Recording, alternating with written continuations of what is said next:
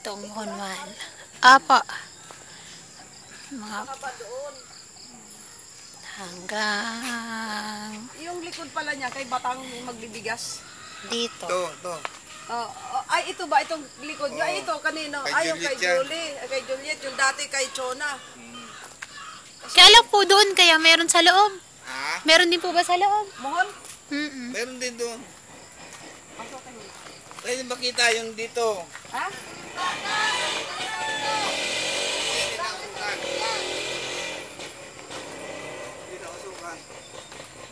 Ayun, may pula na yun. Doon sa may poste, ayun. Sige nga po, mama. Puntahan niyo, bibidyo ko kayo. Yan. Diretso po ba siya pa ganun? Hanggang sa poste na yun. Yan. Hindi, sa banda dito. Ayun, yung maliit. Sa may manukan po. Oo, sa may kulungan ng manok. Oo.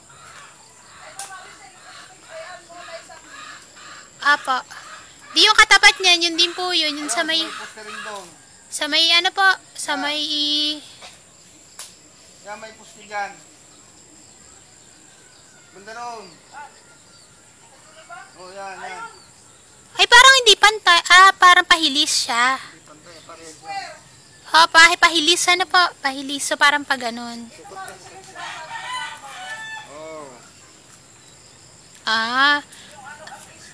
Siguro 2 Kala ko maluwag. Kala ko wala yun sa likod. Meron pala kasi may ano. May pagdating sa likod, espasyo kasi yan ang Carabao Road. Pero hindi na dinadaanan yun. Eh wala na pong dadaanan. Sarado na. Kaya sabi nga ni Melchor, pwede nyo gamitin yung gawin yung dirty kitchen. Yan, first and first serve, mga alam ko. Kung sinong ano, Saan? mga alam ko.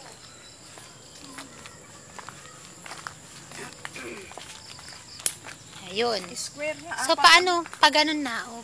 Pahilis. Hindi diretso. Pahilis. Yung isang mo, naroon sa may kulungan ng manok. Yung isa narito. Ano po katapat po ng kuluan ng manok o